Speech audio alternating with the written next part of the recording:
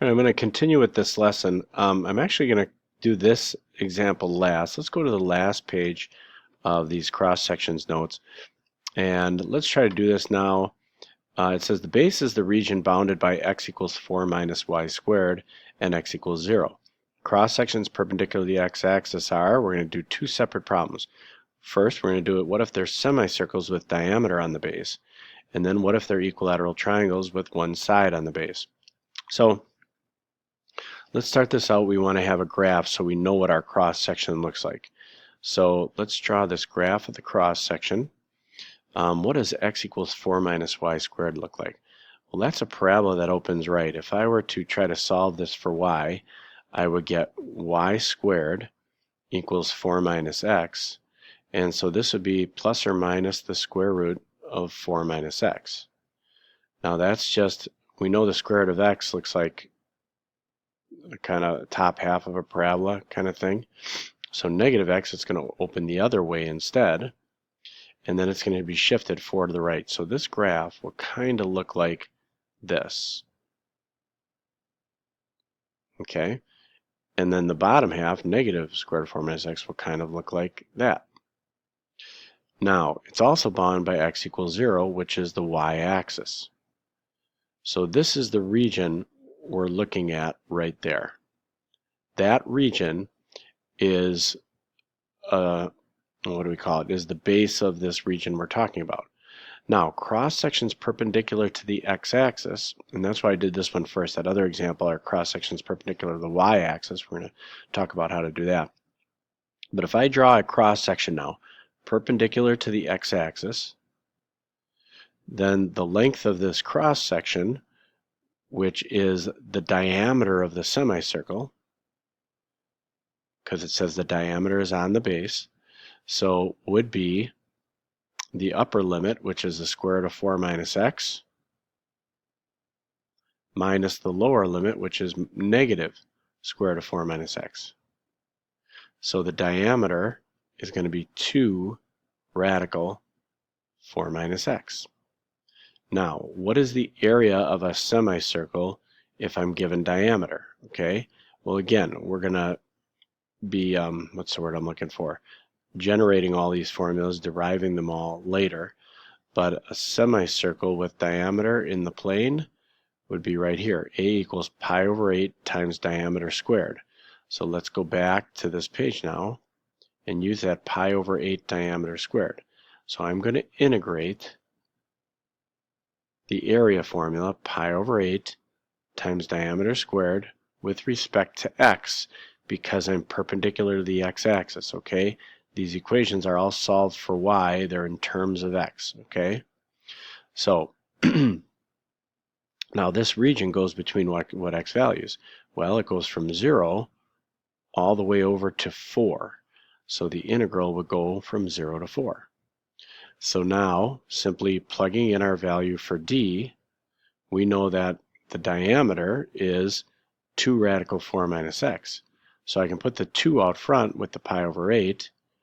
Radical 4 minus x is, of course, now being squared. Oops, I got to be careful. I just made a mistake. I might have made it on the last page, just two on the last. Let's see if I did here. Yeah, I did.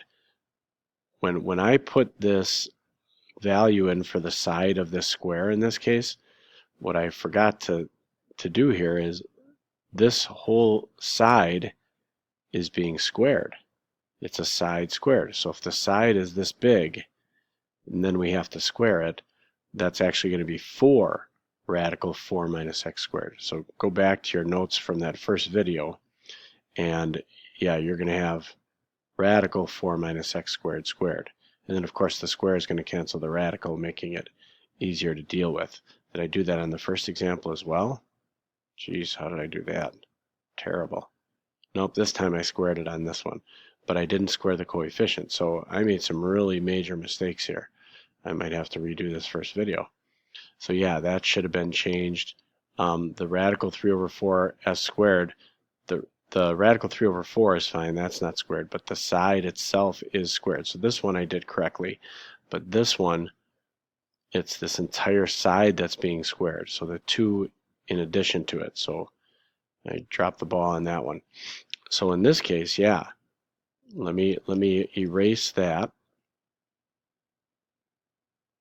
And we have to take the entire diameter, which is this, and we have to square it.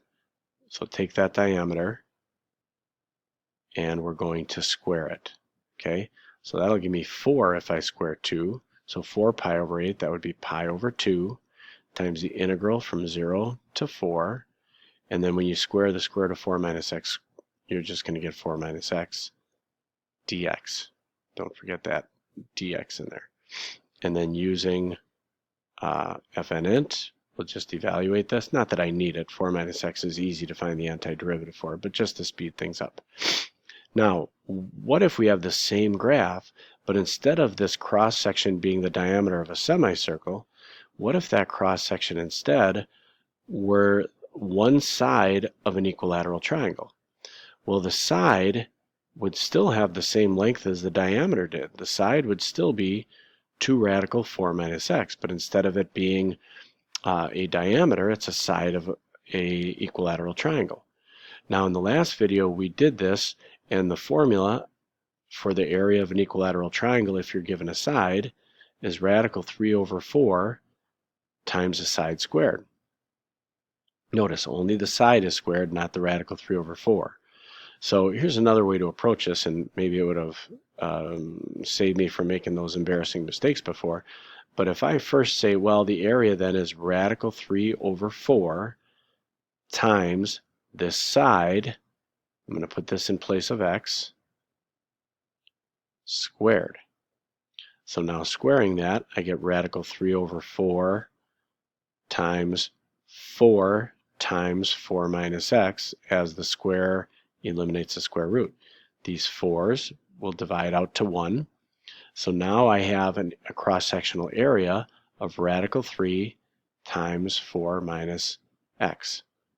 So now my volume can be found by taking the integral. Once again, it's going from an x value of 0 over to an x value of 4 of the area function, which is radical 3, which is constant, times 4 minus x dx. Okay, let's try one more. What if that cross-section was a rectangle whose height is half its base? So let me move my face. So what if this cross-section was the base, and we know that the height is half of that base? Well, we know the base still is going to be how long? Let me get a different color here so we can kind of distinguish between my work here. So we know the base is still going to be this. It's still going to be 2 radical 4 minus x. Well, what would the height of the rectangle be then? It says the height is half the base. So what would half of this be? Well, it would just be half of 2 radical 4 minus x, which is 1 radical 4 minus x. So the area of a rectangle we know is base times height, correct? But if the height is half the base, so if h is 1/2 b, now I've got a formula of 1/2 b squared. Okay? So what I have now is my volume is still going to be an integral from 0 over to 4. I've got a coefficient of 1/2 here times the base squared. Well, the base is this big. So that whole base is going to be squared with respect to x. So 2 squared is 4, and half of 4 is 2. So my coefficient now is 2 times the integral from 0 to 4. And squaring the square root again gets rid of it, 4 minus x dx. Now, one thing I want to point out, we use the same region for every one. Look at the only thing that changes. Notice the integrand in all 3 of these ended up being the same things, 4 minus x dx in all 3. That's because you're always squaring the same distance. So what changes? Well, the coefficient in front, from pi over 2 to radical 3 to 2. Everything else is the same when you change the cross-sectional shape. However, you end up getting the same integrand for each one when you simplify it. All right, let's look at one more example. Set up and evaluate integrals that give the volume of each solid. So the intersection with the xy plane is the region bounded by x squared minus y squared equals 1. So let's solve that for y. So I would get y squared equals, if I bring the 1 over here, x minus 1. And if I take the square root of that, I've got plus or minus the square root of x minus 1. Okay, I'm sorry, x squared. Yikes, yikes. Okay, now if I graph that, what you're going to see is you can graph those on your calculator in y1 and y2. I'll leave that for an exercise for you. But what's happening here is this is going to be a hyperbola that's going to kind of look like this. It's a horizontal hyperbola because the x value is positive. And you graphed hyperbolas back in Algebra 2. And that's what that looks like. Now, it's also bounded by y equals 1 and y equals negative 1. Well, y equals 1 would be this horizontal line. Y equals negative 1 would be this horizontal line. Yeah, that was nice and straight, wasn't it? Okay, anyway, you can see the region right here that they're talking about, bounded by these curves, y equals 1 and y equals negative 1. That's the region they're looking for. Now here's where it gets different.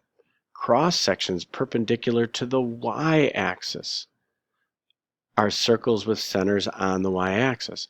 So this time the cross sections are going to go horizontal. So how do I find the length of this cross section now?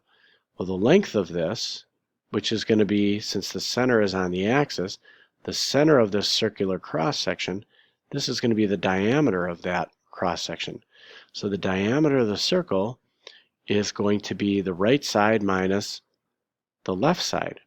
The only problem is now, because I'm going perpendicular to the y-axis, this equation has to be solved for x instead of y. Whenever you go around the y-axis, you're going to integrate with respect to y instead of x. So I got to solve for x then. You're actually going to get, if I solve this for x squared, you're going to get the square root of, I would add y squared and then take the square root. So you're going to get y squared plus 1, and it'll be plus or minus that. So where are we going from? We're going from positive square root of y squared plus 1 minus, here's the negative half of the hyperbola, negative y squared plus 1. So this distance is going to be radical y squared plus 1 minus a negative radical y squared plus 1, which would be 2 radical y squared plus 1.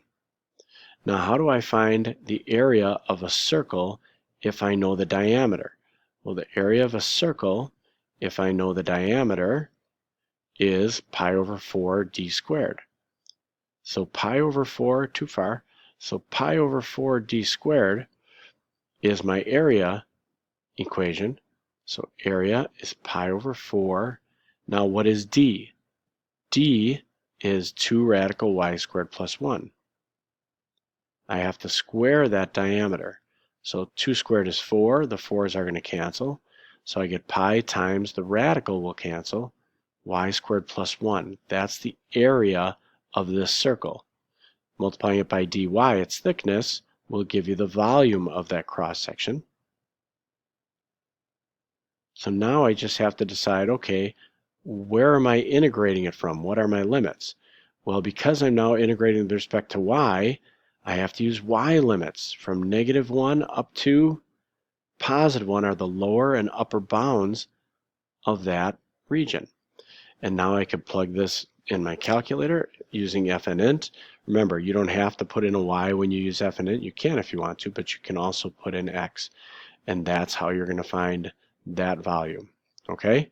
So when it says perpendicular to the x-axis, integrate with respect to x. When it says integrate with the y, or perpendicular to the y-axis, integrate with respect to y.